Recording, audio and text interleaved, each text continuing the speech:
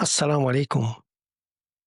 Today we are going to embark on a fascinating journey into one of Islam's most misunderstood school of thought, the Shia school of thought, the school of Ahlul Bayt, which we also refer to as the Shia Imami or the Shia Twelver or the Shia Ithna Ashari Mazhab.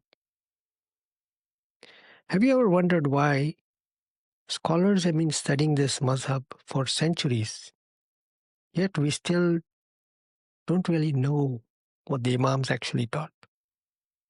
We still haven't fundamentally grasped the essence of our religion, the fundamental beliefs, the inner reality, or the ethos, if you want to call it, the true dogma of our religion.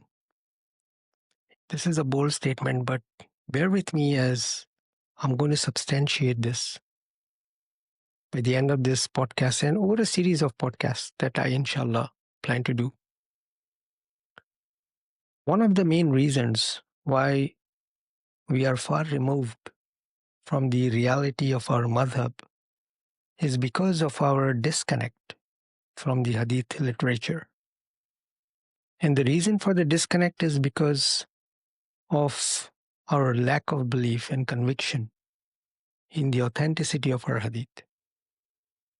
We don't have faith in our great muhaddithin who painstakingly compiled our Hadith. We don't have faith in the preservation of our deen.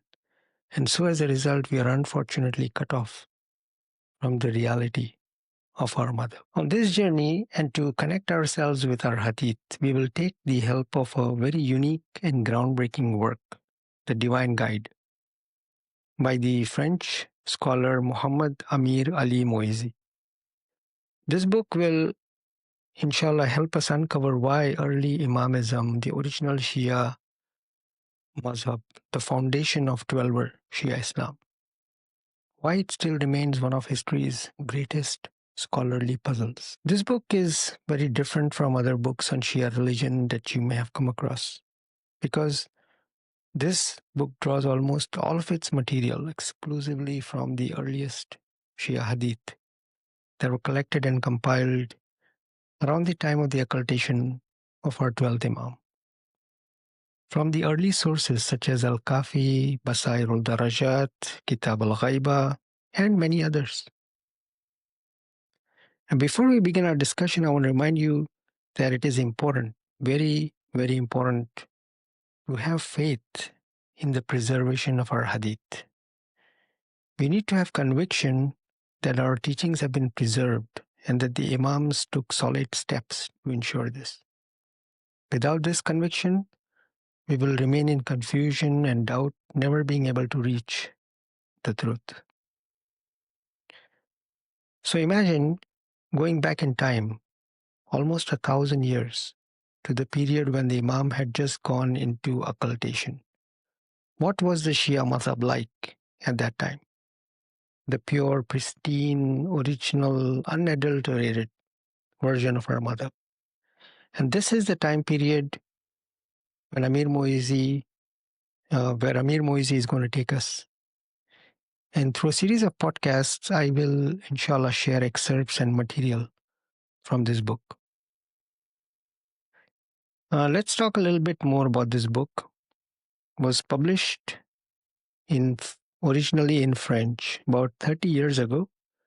And this work examines the esoteric teachings, the spiritual dimensions of our religion as understood by the earliest Shia scholars and traditionists. And it's a groundbreaking academic work that explores the early development of Twelver Shia Islam, particularly focusing on the concept of the Imam in early Shia doctrine. It is centered around the role of the Imam as the divine guide and as the repository of sacred knowledge, or we can say the repository of divine ilm, and the Imam being the channel through which this divine ilm flows to us, from Allah to us. Amir-Moezzi demonstrates how The early Shia thought, or the early Shia thought viewed the Imam not just as a political leader, but as a cosmic necessity and a spiritual intermediary between God and humanity. The Imam is presented as possessing divine light, supernatural knowledge, and the ability to interpret both the apparent and the hidden meaning of the religious texts. Now let's quickly look at the table of contents of this book, get an idea of how this book is organized. The book essentially traces the complete cosmic journey of the Imam, from his pre-existence as divine light through his earthly manifestation to his super existence in occultation and his eventual return. Chapter 1 establishes the foundational framework for understanding Imamite traditions, focusing on the contrast between spiritual intelligence and rational thinking. It emphasizes the importance of returning to the original sources and understanding the esoteric nature of Imamite teachings, rather than later rationalized interpretations. Chapter 2, Pre-Existence, explores the cosmic origins of the Imam's light before physical creation, discusses how this divine light traveled through time from Prophet Adam, through selected individuals until it reached the Imams.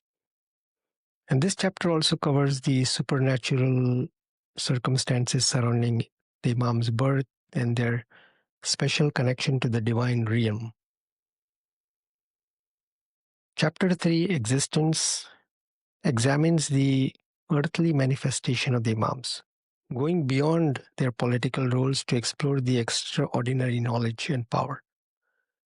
It highlights their complete understanding of the Quran, including the hidden meanings, and their role as channels of divine wisdom and authority on the earth. And finally, chapter 4 it talks about the super existence of the Imam. It focuses on the transcendent aspects of Imamat, particularly relating to the occultation, the Ghaiba of the 12th Imam, and the concept of his return, Raja. And it discusses how these beliefs are rooted in our old ancient traditions and their esoteric significance in Shiite theology. A key argument of this book, based on the analysis of the Hadith, is that early Shiaism had a deeply mystical and esoteric character that was later downplayed in favor of more rational theological approaches. The author shows how the original conception of the Imam included beliefs about their supernatural origins, their divine appointment, and extraordinary powers, elements that were later rationalized or reinterpreted by the later Shia scholars. And this work is particularly significant and valuable because it challenges the common view that early Shiaism was primarily a political movement. Instead, it reveals the rich spiritual and mystical dimensions of early Shia thought, showing how the doctrine of Imamat was fundamentally tied to concepts of divine guidance, sacred knowledge, and spiritual illumination. In the rest of this episode, we will explore, through this book, Divine Guidance, through the observations of Amir Ali Moezzi, we will explore why more than 100 years of academic research has failed to give us a clear picture of what the historical Shia Imams actually believed and taught. We will discover how scholars have been mixing up early teachings with later theological developments, creating a confusing mess of contradictory images. And we'll examine 4 major problems in how Imamism has been studied. And finally, we will also uncover the approach that Amir-Moezzi proposes to solve this scholarly mystery. By the end of this episode, you'll understand why the figure of the Imam as the perfect guide holds the key to unlocking the entire worldview of early Shia Islam. Let's start with a shocking revelation. Despite over a century of intensive academic study, we still don't have a clear, coherent understanding of what early Imamism actually was. And this is remarkable when you consider the enormous amount of research that's been done. Think about this paradox. We have countless books, articles, lectures, monographs about Shia Islam, yet when we try to understand what the historical Imams, our actual religious leaders from the 7th to the 9th centuries taught the followers, we encounter a wall of confusion. And the core problem, according to Moezzi, is that scholars have been committing a fundamental error. They've been mixing up two completely different things. The original teachings of the Imams, as recorded in the earliest Shia texts, and the sophisticated theological systems developed by later Shia scholars centuries after the disappearance of the last Imam. This confusion has created wildly contradictory images of what early Imamism was. Was it a revolutionary political movement seeking to overthrow the established order? Was it a mystical doctrine focused on spiritual enlightenment? Was it a rational theological system like the Mu'tazili school? Or was it a cult like devotion to charismatic leaders? Scholars have argued for all of these different interpretations, often simultaneously creating an intellectual mess. And the reason this confusion persists is both complex and simple at the same time. It's complex because the early Shia texts themselves are vast and sometimes deliberately obscure. Because remember that many of these teachings were considered esoteric or secret. But it's also simple because nobody has ever done the systematic work of examining all these early texts together to understand their unified worldview. So Amir-Moezzi identifies four major methodological problems that have plagued the Imamism studies, each creating its own different set of distortions. Okay. Number one, the first one, there are studies that are too synthetic, meaning that they're too broad and general. And these are the sweeping histories that try to cover 1400 years of Shia development in a single narrative.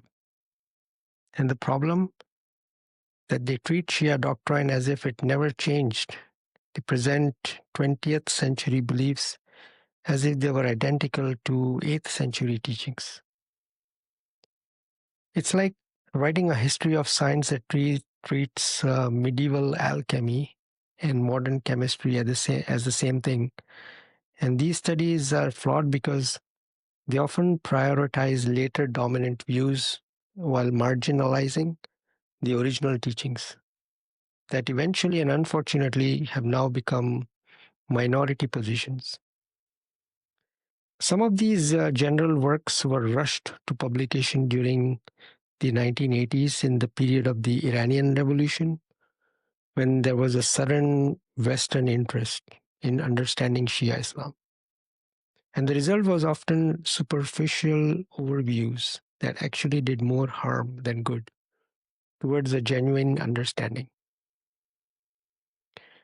Second, We have studies that are too analytic. They focus on narrow and very specific details without understanding the bigger picture. So imagine trying to understand a painting by examining individual brush strokes through a microscope while never stepping back to see the whole image.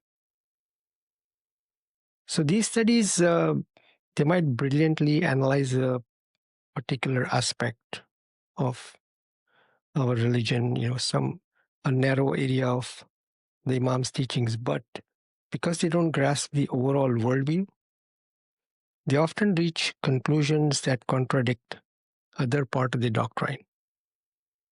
And when you don't understand the forest, they say, your analysis of individual trees will inevitably be flawed.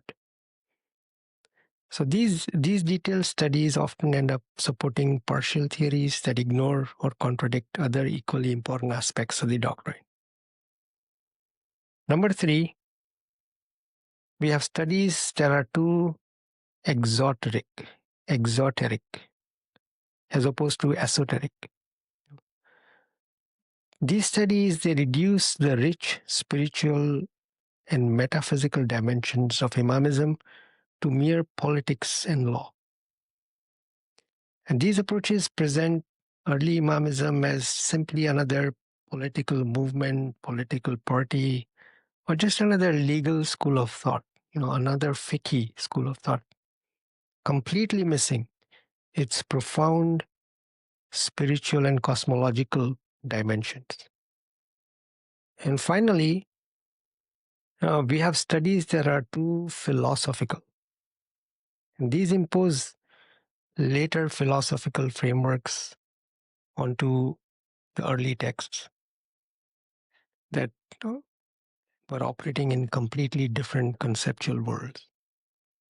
And these scholars take early Shia texts and interpret them through the lens of much later Islamic philosophy, essentially forcing ancient sources, means our original sources, to say things that they never intended.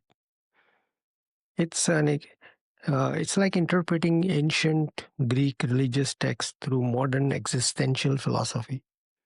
You might create interesting interpretations, but you won't understand what the ancients actually believed. Now, here's where Amir-Moezzi's approach becomes kind of revolutionary.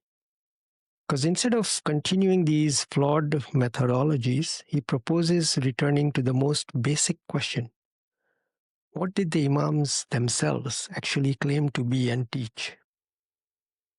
His research reveals that the key to understanding early Imamism lies in grasping their conception of the Imam as the perfect guide.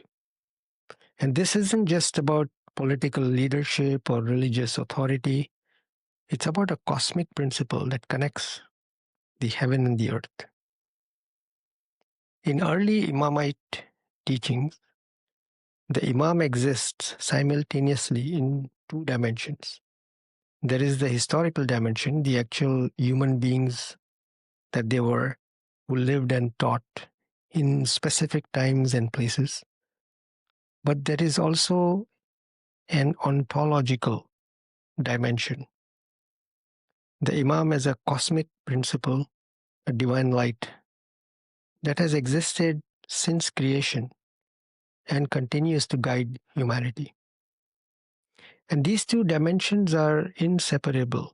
The historical Imams weren't just political leaders or even just religious teachers. They were the earthly manifestation of this eternal cosmic principle of guidance. Once you understand this central concept, everything else in early Imamism begins to make sense. Cosmology, the understanding of how the universe works, centers on this principle of divine guidance, manifesting through the Imam. Anthropology, the understanding of human nature and destiny, revolves around humanity's relationship to this perfect guide. Soteriology, which is the understanding of salvation in the hereafter, depends on recognizing and following this guidance. This is why Amir-Moezzi he creates this term Imamology, or the doctrine of the Imam. He calls it the center of emanation from which all other aspects of early Shia thought radiate. It's like discovering that what looked like a chaotic jumble of ideas was actually an intricate mandala with a very clear center and organized structure. What we have discovered today challenges us to completely rethink our understanding of early Shia Islam. We've seen how over a century of scholarship has been hampered by methodological confusion, creating contradictory and incomplete pictures of what the Imams actually taught. But more importantly, we have glimpsed a revolutionary approach that promises to unlock these mysteries by focusing on the central figure of the Imam as perfect guide, not just as a political or religious leader, but as a cosmic principle connecting the divine and human realms. And this raises profound questions that extend beyond academic scholarship. If the early Shia Imams really did present themselves as perfect guides with access to divine knowledge, what does this tell us about the nature of religious authority and its spiritual significance in terms of guidance? How might understanding this original worldview change our perception of contemporary Shia Islam and its role in the modern world? I encourage you to think about these questions and explore them further. As we continue exploring the Divine Guide in future episodes, inshallah, we will dive deeper into this fascinating worldview and discover how it challenges our basic assumptions about religion, about authority, and the human search for meaning.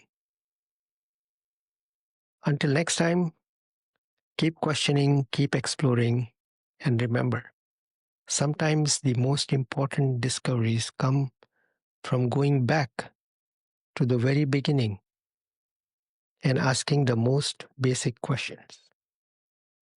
Mashallah.